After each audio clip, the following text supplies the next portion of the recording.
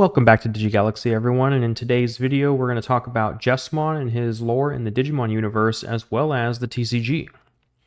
Jesmon is a holy warrior Digimon who was tempered and trained by his mentor Gankoomon to become the 13th Royal Knight Digimon. He is endowed with the ability to sense the unusual phenomena and signs of chaos that occur all over the digital world, and is the first of any of the Royal Knights to come running. It is said that rather than acting independently, he makes a coordinated response with nearby Digimon and the Sistermons, and his operation as a team relies on others, which is rare for the Royal Knights, because he is not overconfident in his own abilities. The Sistermons Blanc and Ciel are showcased multiple times in the TCG, and rumor has it there is a third one, but she doesn't exist in the West due to censorship issues. According to the Digimon reference book, apparently the JES in Jesmon is an acronym that stands for Justice Edge Swordsman, which is something I learned for the first time when researching for this video. All of this is to say that Jesmon is an absolute team player, and this is reflected perfectly in one of his signature moves, which is translated from French meaning one for all. I mentioned earlier that Jesmon was effectively inducted into the Royal Knights by another existing Royal Knight Digimon. That Digimon is Gankoomon, and just look at this absolute unit of a Digimon. Gankoomon absolutely exudes manliness and stoicism, and he instilled a lot of those qualities to Jesmon during his training. Qualities like the value of teamwork, humility, defending the weak, and patience. The reason why Jesmon is the first to intervene in any major conflicts is because Gankoomon is the same way, working with and interacting with the common Digimon despite being a Royal Knight himself. Jesmon was introduced to the Digimon TCG in the West in BT6, aka Booster Set 6, in November of 2021. With it came the first Huckmon Digivolution line, as well as Sistermon Blanc, Sistermon Ciel, and Jesmon's signature option card Judgment of the Blade. Due to it being the first instance of support for the deck, players were forced to run other cards to round out the deck, gravitating towards Security Plus enablers like the starter deck Greymon and BT4 Voltramon, as well as generic red rookies and champions to make the deck playable. Still, it saw tons of play in Asia due to the best of one format over there, and the power of the BT6 SaviorHuckmon allowing Jesmon to unsuspend to do a ton of security checks with piercing while playing multiple Sistermon for blockers and memory gain. It had moderate success in the West, but the inconsistency didn't allow it to shine in a best of 3 format like it did in best of 1. BT7 gave the deck a little bit more support with a new Huckmon that searched for Sistermons, as well as an awakened version of Blanc and Ciel, but the sheer speed and dominance of Blue Hybrid that was released in the same set pushed Jesmon into obscurity.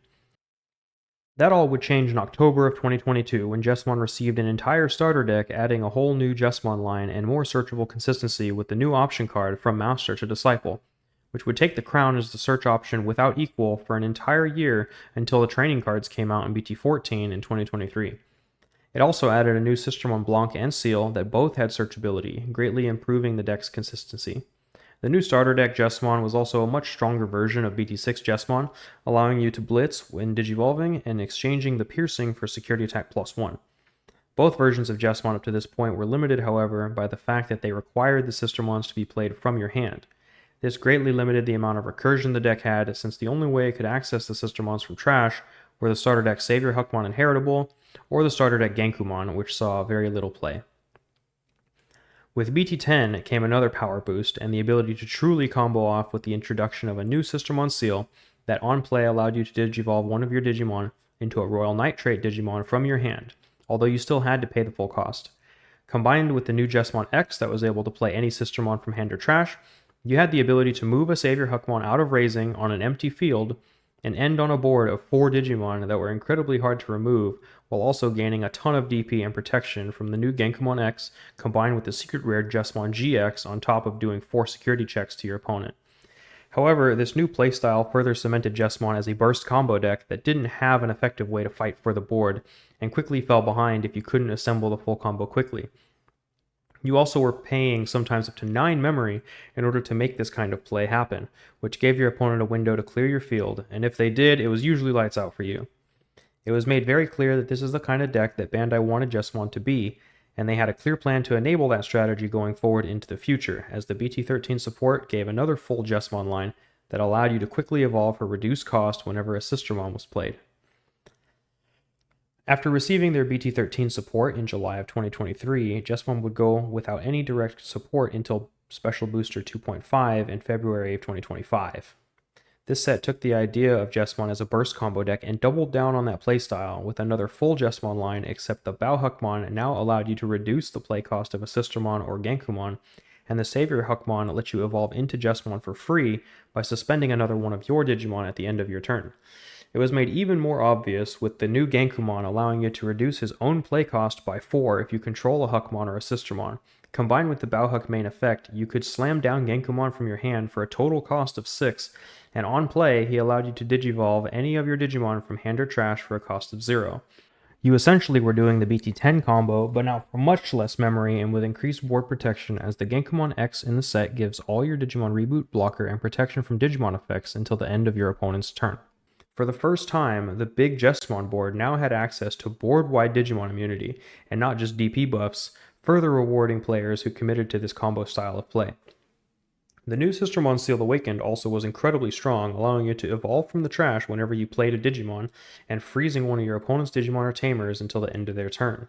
It would also place itself into your security, allowing you repeated access to it if your opponent attacked you, making it very, very strong into a variety of decks. This brings us to its most current wave of support in BT23, released in October 2020. Now, the payoffs are even better with more efficient Sistermons, a new option card that lets you play more Sistermons for free from the hand or trash, a Gankoomon that recycles pieces from the trash and has a removal effect, and a new and improved version of Jesmon that basically has every effect the deck could want. Rush, Alliance, play a Sistermon from hand or trash, and when you play a Digimon, it lets you attack, which lets you play another Sistermon, or an Atho-Renean Poor token. This Jesmon also can warp on a Huckmon for 5 if the opponent has a 10k DP or higher Digimon, eliminating the need to find a level 4 or 5, and allowing you to combo off instantly if your opponent moves out their big Digimon first. Jesmon at this point is the best it's ever been, and at this point the only thing that could make it stronger is giving it more direct board removal, and allowing their combo for even less memory than it already can. Here's what the Jesmon board typically looks like before they combo off. And here is what it can look like after they combo off. This whole board will also have blocker reboot, Digimon immunity, and do usually 3 security checks. If your opponent doesn't immediately have an answer in the form of directly attacking your Digimon or forcing you to block, or efficient option removal, then you usually just win the game the following turn. In conclusion, Jesmon is a cool Digimon and an explosive combo deck, and you should absolutely play it. Here's an example deck list if you'd like to start. If you enjoyed this kind of video, leave a like and let me know in the comments below your experiences playing with or against Jesmon, and I'll see you next time here at DigiGalaxy Gaming.